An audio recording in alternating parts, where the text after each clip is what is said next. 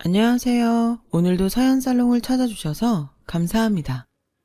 저는 30대 결혼 5년차 여자예요.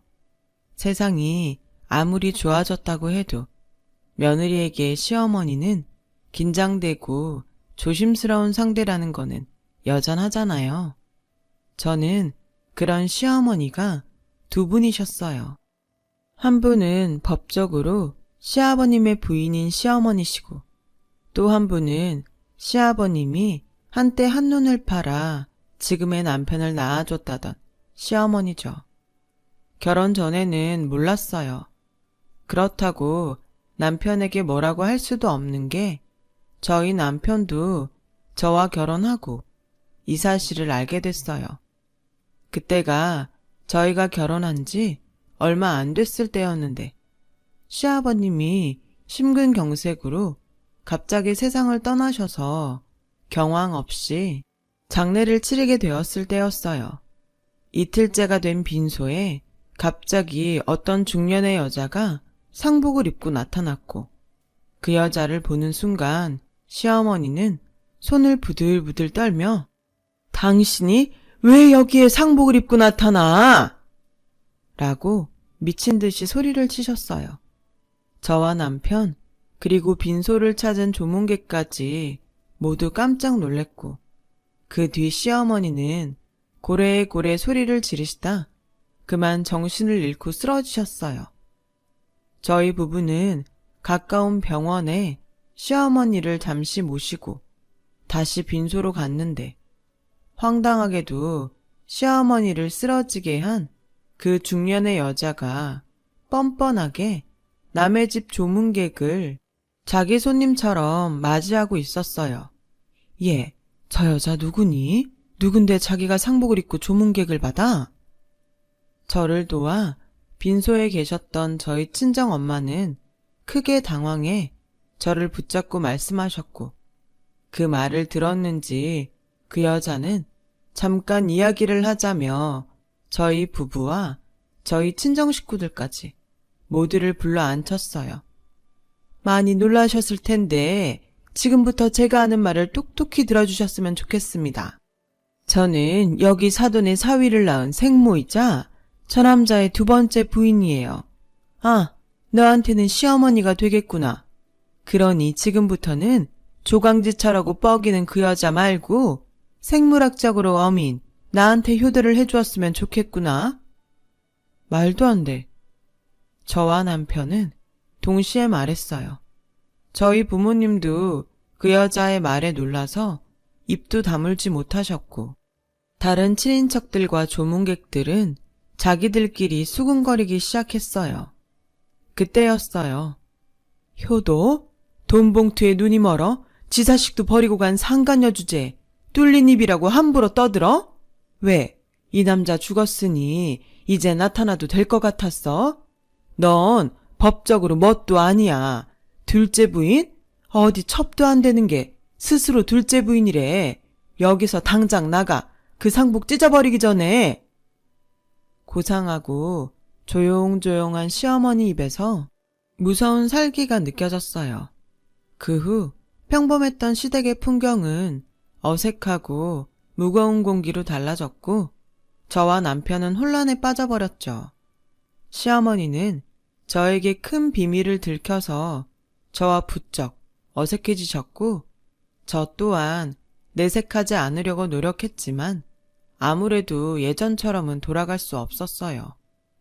그렇게 한 달 정도의 시간이 흘렀어요. 다행히 그때까지는 남편의 생모라고 주장하는 여자가 잠잠해져 표면적으로는 조금씩 안정을 찾아가고 있었어요.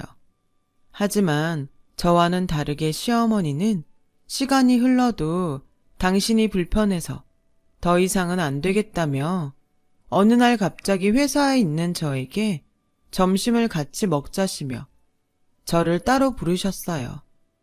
저는 그때 예감할 수 있었어요. 시어머니가 당신이 평생 안고 왔던 그 비밀에 대해 저에게 자세히 이야기하려는 것을요. 그리고 제 예감은 틀리지 않았어요. 갑자기 밥 먹자고 해서 놀랐지. 내가 도저히 이대로 지내는 건 아니다 싶어서. 정말 너한테 미안한 것보다 창피하다. 이 이야기는 평생 너뿐만이 아니라 영훈이한테도 안 하고 싶었는데.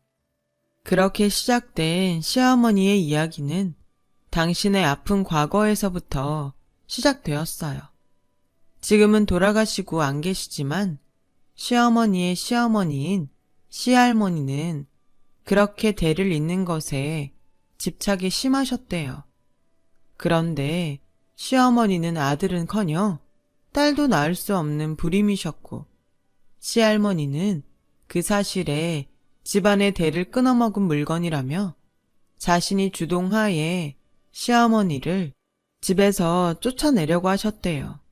그래도 용케 버티고 버텨 살다 보니 연로하셨던 시할머니는 당신이 갖고 있던 지병으로 세상을 떠나셨고, 마침내 평온이 찾아와 그 즈음엔 아이라도 한 명 입양해 친자식처럼 키울 수 있으면 좋겠다고 생각하셨대요. 당시 시아버지는 지역사업으로 꽤 돈을 잘 버셨지만 집에는 소홀한 편이셔서 시어머니는 늘 외로웠다고 하셨어요. 하지만 그런 외로움도 잠시, 웬 젊은 여자가 갑자기 갓 태어난 아이를 안고 나타났고 다짜고짜 시어머니에게 이 집 주인은 이 집 핏줄을 낳은 자기라며 시어머니에게 큰 소리로 나가라고 했대요.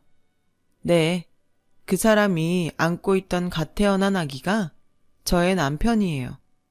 시어머니는 황당하고 어이가 없어 시아버님을 불렀고, 소식을 듣고 헐레벌떡 뛰어온 시아버님은 무지막지한 힘으로 당신의 내연녀를 밖으로 내치시며 큰 소리를 치셨대요. 내가 양육비는 줄 테니까 조용히 살라고 했지? 아니, 애도 못 낳는 저 여자가 뭐가 좋아서 조강지처로 데리고 있냐고. 애호적은 어쩔 건데 기어이 애비 없는 애로 살게 할 거야? 그럼 애만 두고 나가던가. 네가 바라는 게 그런 건 아니잖아. 어떻게든 애 팔아서 뭐라도 뜯어갈 심상 아니야? 사람을 뭘로 보고? 그래, 아니야. 그 순간 시아버지는 미리 챙겨온 돈 봉투를 냅다 던지셨대요. 절대 아니라고 하던 내연녀는 돈 봉투에 저절로 몸이 반응해 액수를 확인했다고 하더라고요. 선택해. 그거 갖고 영원히 나타나지 말던가 아니면 네 애 데리고 네 하고 싶은 대로 계속 하던가. 나야 집사람 데리고 다른 데로 이사가면 그만이야. 시아버지의 단호한 말과 거액의 돈 봉투로 내연녀는 정말 아무런 미련도 없이 그 자리를 떠났대요. 핏줄이 어쩌고 할 땐 언제고 자기 애도 그냥 버려둔 채로요. 시어머니는 밖에서 전부 들리는 두 사람의 대화에 마음이 산산조각 나서 바닥에 털썩 주저앉으셨대요. 그때 절망에 빠진 시어머니 눈에 자기 엄마가 자기를 버리고 간 줄도 모르고 방긋방긋 웃으며 베넷짓을 하는 어린 남편이 보였고, 그 순간 그래, 남의 애도 데려다 키우려고 했는데 이 집 핏줄이면 내가 못 키울 것도 없지. 그렇게 시어머니는 아기인 남편을 당신 손으로 키우기로 하셨대요. 그리고 아이를 안아든 순간 그 느낌과 그 기분은 정말 자신의 아이를 낳는 기분이었다고 하셨어요. 그때 상황을 모두 수습했다고 여기는 시아버지가 집 안으로 들어오셨고, 아이를 안고 있는 시어머니에게 당당하게 그 아이 이리 줘. 또 애 핑계 대고 나타나서 소란 일으킬 거 아니야. 아니면 당신이 어디 영화원이라도 데려다 주던가. 라고 말씀하셨대요. 평소에도 사람이 참 인간적인 정이 없다고 생각했는데 내연녀의 출연도 화가 나지만 뻔뻔한 시아버지의 태도에 시어머니는 없던 정도 뚝 떨어져 그동안 버티고 살았지만 이제는 헤어지고 싶다는 마음까지 들었답니다. 하지만 자신의 위험을 감지했는지 애기인 남편이 그 자그마한 손으로 시어머니의 옷자락을 꼭 잡았고, 시어머니는 그때가 자신과 남편이 진짜 모자지간으로 맺어진 순간이라고 하셨어요. 시어머니는 아이를 안고 결혼하고 처음으로 뻔뻔하게 그지없는 당신의 남편에게 이렇게 말씀하셨대요. 이 아이가 무슨 죄예요? 잘못은 당신이랑 그 여자가 해놓고 어쩜 뻔뻔하게 나한테 사과 한마디가 없어요? 사과? 지나가는 사람들한테 물어봐. 내가 어머니 계실 때 당신 내치지 않고 지금껏 데리고 살았는데 사과하라고? 어머니 계셨음 아까 그 여자 며느리 삼으신다 두 팔 벌려 환영하셨을 거야. 나는 지금도 내 자식 낳아준 여자보다 당신 편 들고 있는데 뭐? 사과를 하라고? 고맙네요. 너무 고마워서 지금 사지가 다 부들부들 떨리네요. 이 아이는 내가 키워요. 당신 자식이라서가 아니라 아이는 잘못이 없으니까. 괜히 키웠다가 애 뺏었다는 소리 들어. 그리고 걔도 커서 나중에 지 엄마 찾아간다고 하면 그것도 또 골치 아파.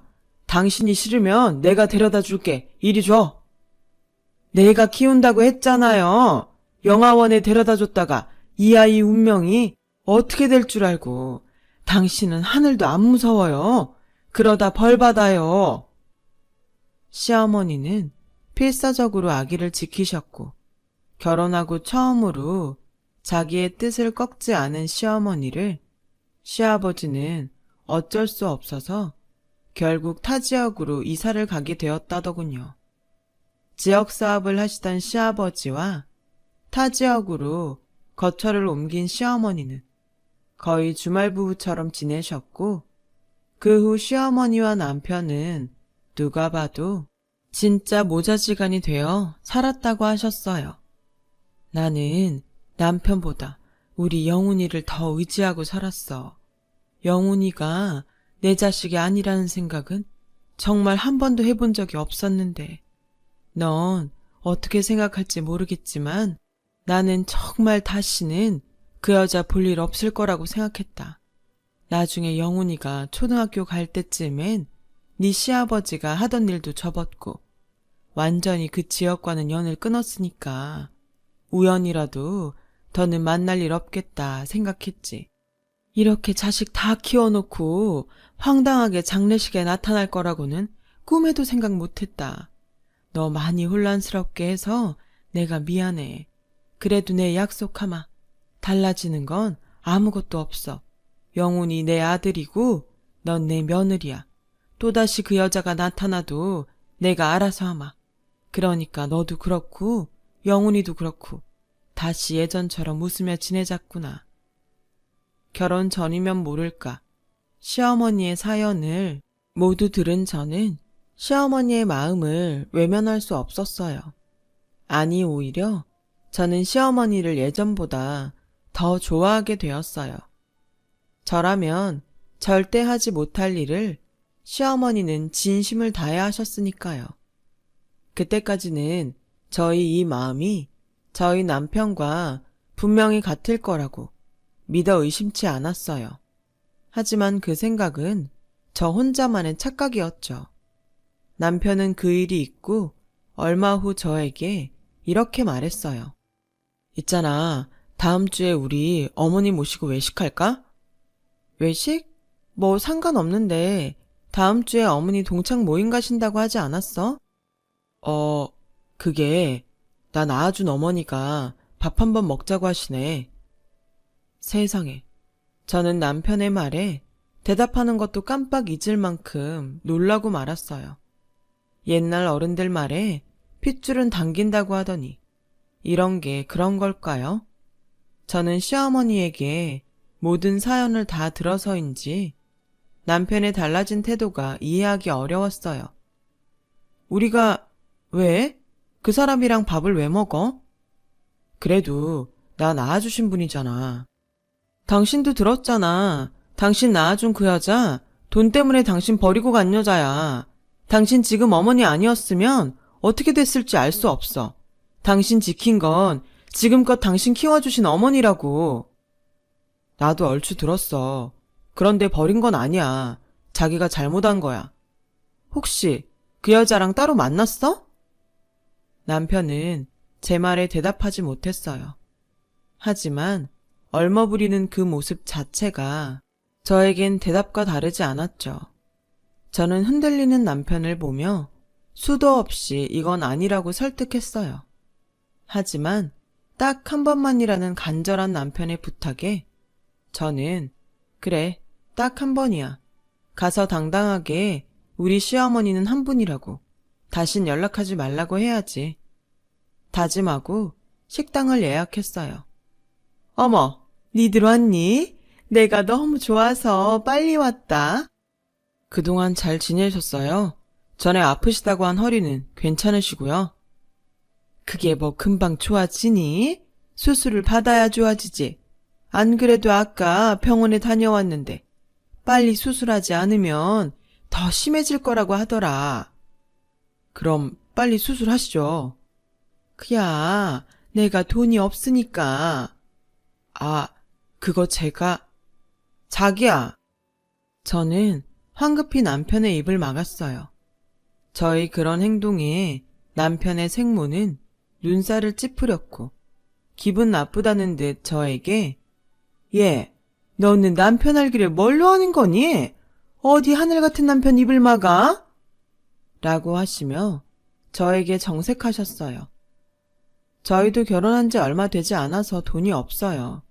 직접 키우지 않으셔서 잘 모르실 수도 있는데 이 사람이 밑도 끝도 없이 마음이 약해요. 앞으로 돈에 관련된 이야기는 저한테 하세요. 알았다. 내가 뭐 너희한테 돈 달라고 하던? 기분 좋게 밥 먹으러 왔더니 기분만 상했구나. 어머니, 마음 푸세요. 이 사람이 아직 잘 몰라서 그래요. 내가 뭘 몰라? 그래, 아무도 얘기해주지 않았을 테니 내 간단히 얘기하마. 네 시아버지랑 난 혼인신고만 하지 못했지 부부였어. 그러다 얘를 낳고 어떻게 알았는지 지금 네 시어머니라는 여자가 나타나 아이를 뺏어갔다. 난 절대 뺏기지 않으려 했지만 이상한 남자들까지 동원해 나를 때리고 붙들고 꼼짝 못하게 하는 통에 어쩔 수 없이 애를 뺏겼어. 그리고 돈 봉투를 집어 던지더라. 얘 호적 문제도 있고 그냥 깨끗이 잊고 살라고. 나중엔 아이를 돌려달라고 부탁하러 갔는데 이사를 가고 사라진 후였어. 그러다 우연히 그 사람이 죽었다는 소식을 들었고 그래도 남편 마지막 가는 길은 제대로 인사하고 싶어서 갔다가 그 사단이 난 거야. 남편은 뭐가 그리 마음이 아픈지 눈물까지 글썽였어요. 하지만 저는 그 여자의 말을 믿지 않았고 그렇게 저와 남편의 생모는 남편을 사이에 두고 서로를 경계하는 사이가 되었어요.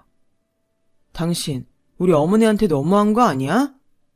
당신이야말로 어떻게 사람 마음이 그래? 여태 길러준 어머니한테 죄송하지 않아? 감사해. 어떤 게 진실이든 지금까지 날 키워주신 건 맞으니까. 그렇다고 해서 날 낳아준 어머니를 모른 척할 순 없어. 그래서 기어코 그 여자 수술비를 주겠다는 거야? 자식인데 당연한 거 아니야? 와, 보통 아파도 괜찮다고 하는 것이 진짜 부모 마음 아닌가요? 어떻게 된 게 그 속이 빤하게 보이는데 이 남자는 자신의 생모라는 이유 하나만으로 이렇게 콩깍지가 단단히 씌일 수 있는 걸까요? 결국 남편은 자신의 카드로 그 여자의 병원비를 계산했어요. 물론 저 모르게 그 후로도 계속 만나 이것저것 지원을 했고 저는 남편의 카드값과 없던 대출금 내역을 발견해 그날 결혼하고 큰 싸움을 벌이게 되었어요. 이거 다 뭐야? 이거 다 그 여자한테 돈 내준 거야? 그게 나한테 여동생이 한 명 있어.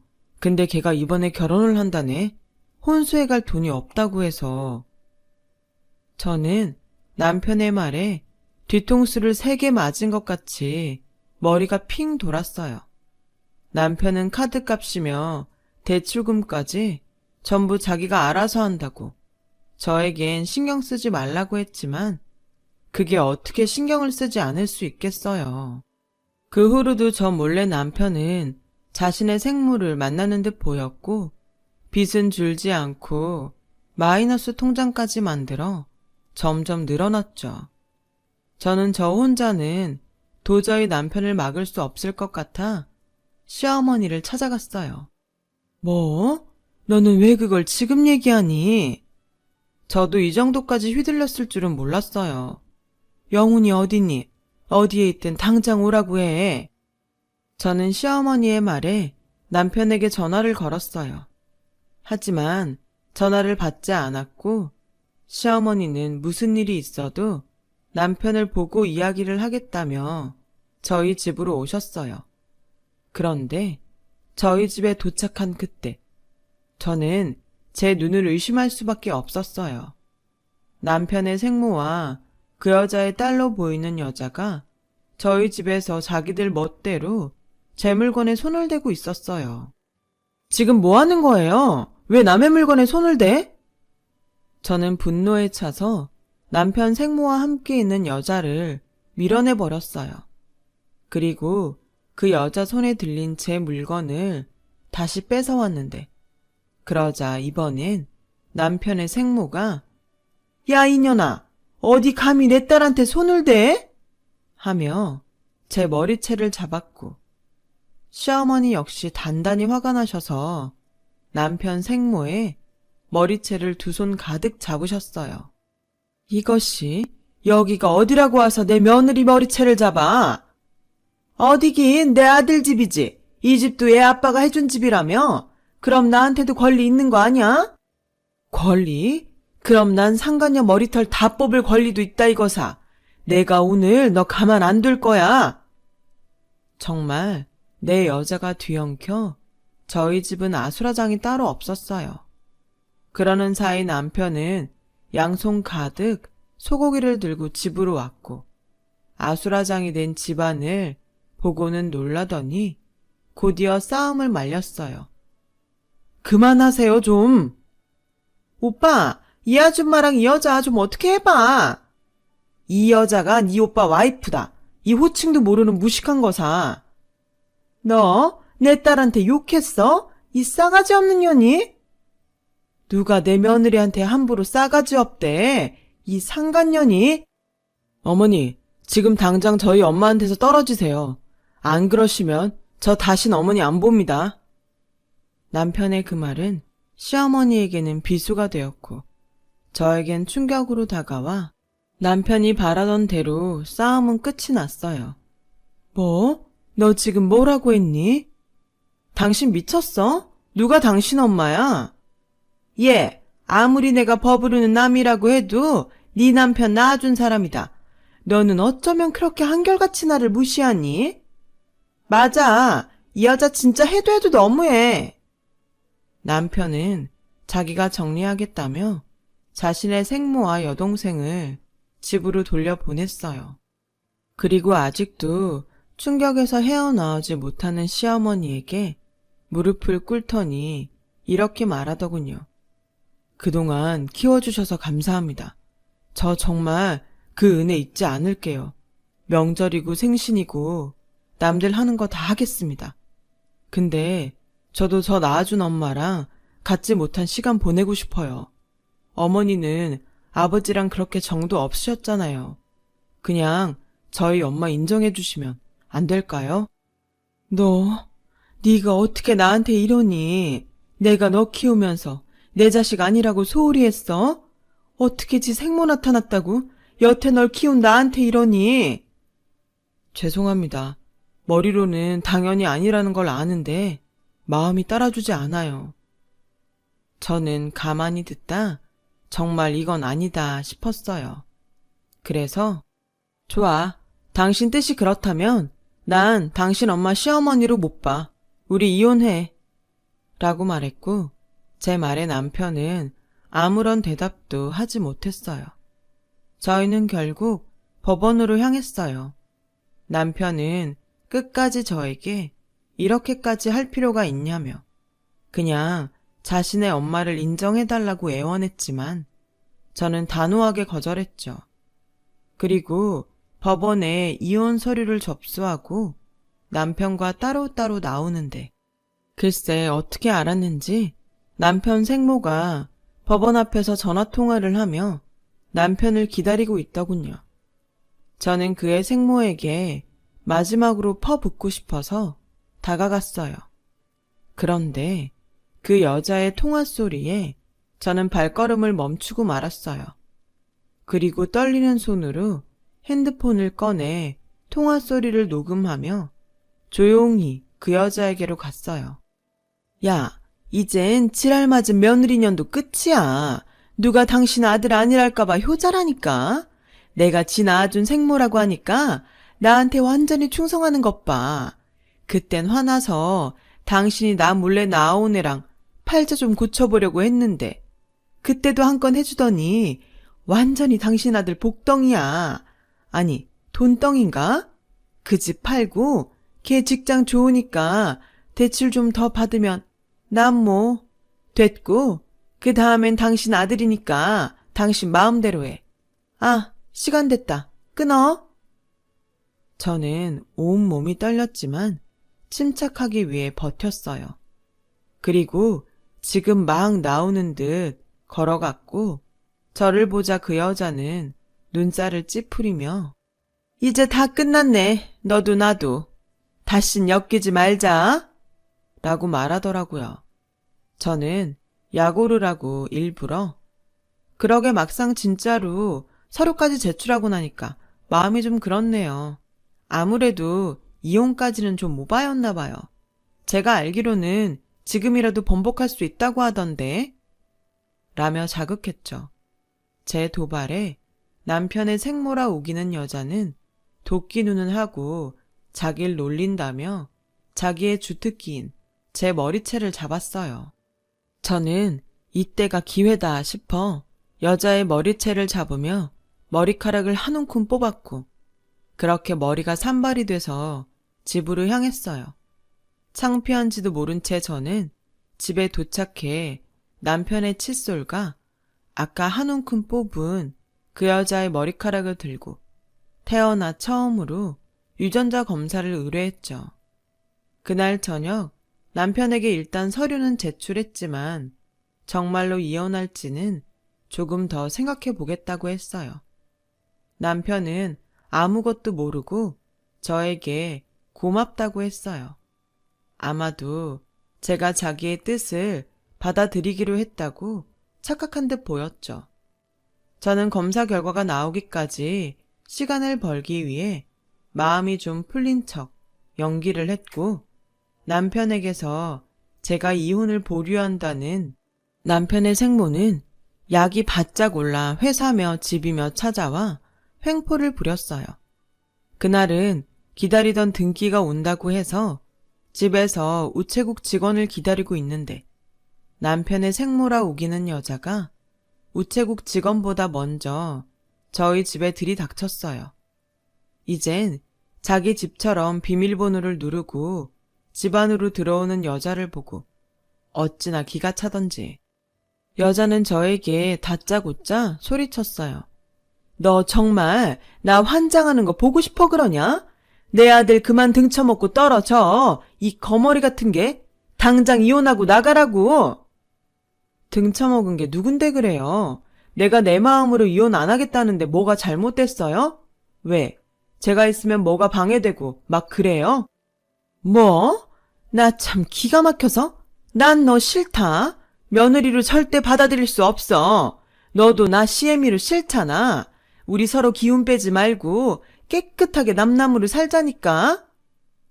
그렇게 저는 남편의 생모라 우기는 여자와 실랑이를 벌였고 그 사이 남편은 남편대로 시어머니는 시어머니대로 저희 집에 순차적으로 도착했어요. 사실 오늘 등기가 온다고 아침에 문자가 왔길래 제가 미리 시어머니에게 집으로 오시라고 했거든요. 또 싸워.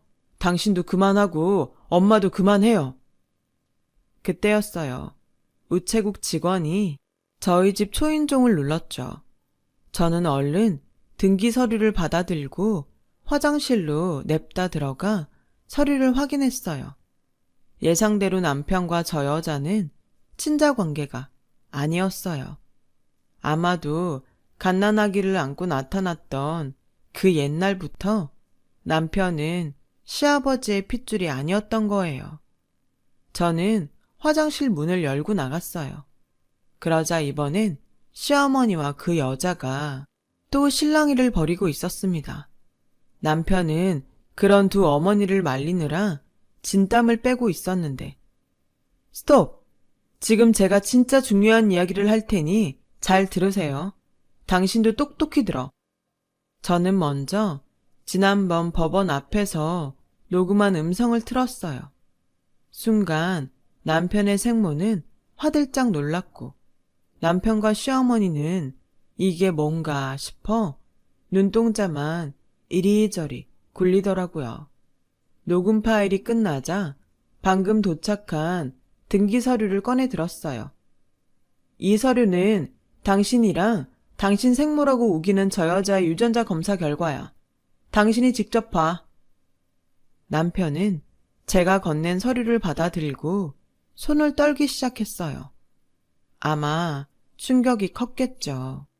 남편의 손에서 떨어진 검사 결과지를 받아든 시어머니 역시 충격은 이만저만이 아니셨어요.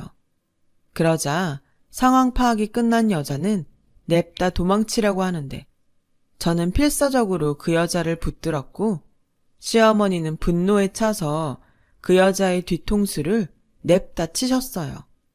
저는 그 길로 경찰서로 가서 여자를 사기죄로 고소했고 여자는 잘못했다며 저와 시어머니에게 무릎을 꿇고 손이 발휘되도록 싹싹 빌었어요.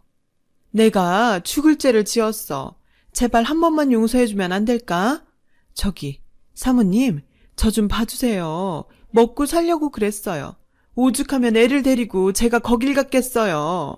제발 며느님 좀 말려주세요. 내가 미쳤어? 하마터면 우리의 인생 망칠 뻔했는데 내가 당신을 왜 봐줘? 그냥 그때 돈 봉투나 받고 떨어지지. 뭘 더 뜯어내려고 나타나서 애 가슴에 대못을 박아. 앞으로 우리 애는 어떻게 살라고? 시어머니는 충격의 넋을 놓고 있는 남편을 보고 울기 시작하셨어요. 이 순간에도 속았다는 사실보다 남편이 받은 충격이 더 가슴 아픈 시어머니셨어요. 그런 큰 소동을 겪고 남편은 시어머니 보기가 죄스러워 앞으로 볼 수 없을 것 같다고 했어요. 시어머니는 남편의 말을 듣고 사람이 작정하고 속이는데 어떻게 안 속고 배기냐며 오히려 충격받은 남편에게 잘못이 없다고 위해 주셨어요. 그리고 시어머니는 난 네가 누구의 핏줄이든 상관없다. 남의 애도 자기 자식처럼 키우는 세상인데 난 아마 처음부터 그 사실을 알았어도 널 기꺼이 내 자식으로 키웠을 거야. 그때 넌 분명히 내 아들이 될 운명이었어. 난 그걸 느꼈고 아주 감사한 마음으로 널 키웠다. 어머니, 정말 죄송해요. 제가 어머니한테 그러면 안 되는 건데 제가 배은망덕했어요. 저 같은 건 버려져도 싸요. 어머니 그냥 저 미워하셔도 되고 원망하셔도 됩니다. 내가 왜 내 귀한 아들한테 그런 짓을 하니? 됐다. 지금 네 마음만으로도 난 다 용서할 수 있다. 그러니 그만해. 네가 그러면 그럴수록 어미 마음은 찢어지는 거야. 남편은 끝내 시어머니의 말에 어린 아이처럼 엉엉 울었어요. 저도 얼마나 울었는지 몰라요. 정말 엄마라는 존재는 어떤 것에도 비유할 수 없을 정도로 대단하다는 걸 그 순간 느꼈어요. 그 일이 벌써 3년 전의 일이네요. 지금 남편과 시어머니는 둘도 없는 모자지간으로 제가 다 질투가 날 정도로 잘 지내고 있어요. 저는 지금 임신 8개월에 접어들어 회사에도 미리 육아휴직을 내놓은 상태인데 시어머니는 그런 저를 돕고 싶다고 하셔서 합가를 생각하고 있어요. 남들은 시어머니와 함께 사는 건 추천하지 않는다고 하던데, 저는 오히려 시어머니 같은 엄마가 되고 싶어 함께하는 그날을 손꼽아 기다리고 있답니다.